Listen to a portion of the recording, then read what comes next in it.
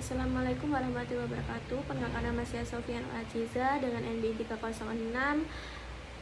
Bisnis Relationship Management kelas B. Di sini saya akan menjelaskan materi implementasi internal dalam manajemen hubungan bisnis (BRM), yaitu strategi yang dirancang untuk membangun hubungan yang saling menguntungkan antara perusahaan dan pelanggan. BRM melibatkan berbagai upaya untuk memahami kebutuhan, preferensi, dan harapan pelanggan, serta memastikan bahwa produk, layanan, dan komunikasi yang disampaikan mampu memenuhi atau melebihi ekspektasi customer. Organisasi manajemen hubungan bisnis. Fundamental dari struktur organisasi berbasis pelanggan. Yang pertama, bisnis relationship management membutuhkan organisasi terpusat untuk menangani pelanggan utama yang diwujudkan melalui key account management. Konsep ini dimulai di US pada 1950-an dan berkembang di Jerman sejak 1970-an. Key account management yaitu pendekatan strategis yang berfungsi pada pengelolaan pelanggan utama atau strategis perusahaan. Tugas penting dari posisi atau departemen key account management meliputi pengumpulan dan evaluasi informasi tentang pelanggan individu. Yang pertama, perumusan strategis untuk memelihara dan memperkuat hubungan. Yang kedua, perencanaan dan mungkin pelaksanaan langkah-langkah untuk memelihara dan memperkuat hubungan.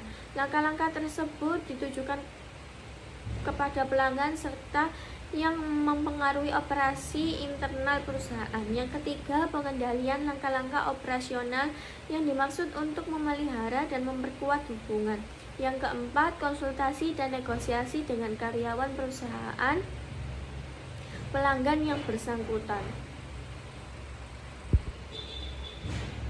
Alternatif mendasar struktur organisasi berbasis pelanggan. Perusahaan memiliki 4 pemilihan dasar untuk struktur organisasi berbasis pelanggan.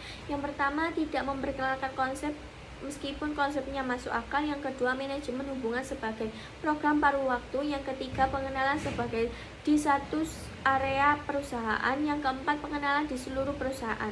Manajemen hubungan sebagai program paruh waktu. Program manajemen hubungan paruh waktu banyak diterapkan di perusahaan kecil dan menengah karena tidak memerlukan penambahan staf baru.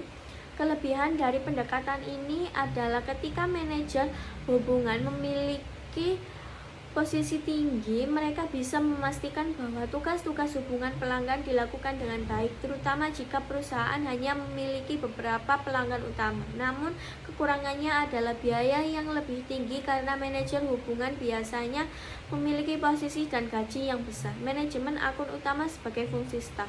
Unit staf mendukung lini dengan menyiapkan keputusan tanpa wewenang dengan membuat keputusan sendiri. Jika manajemen akun utama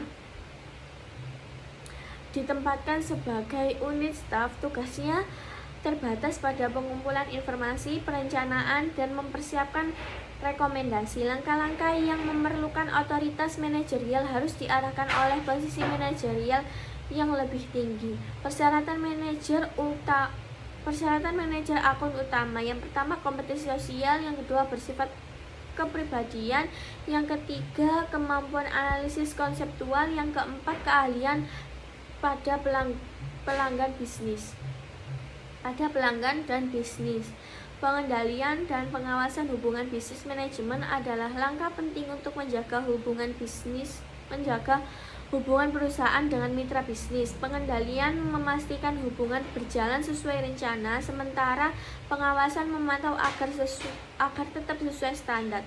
Kesimpulannya, bab ini menekankan bahwa key account management bukan hanya strategi, tetapi sebuah sistem integrasi yang melibatkan seluruh organisasi. Keberhasilannya tidak hanya berdampak pada pelanggan, tetapi juga meningkatkan kinerja perusahaan secara keseluruhan.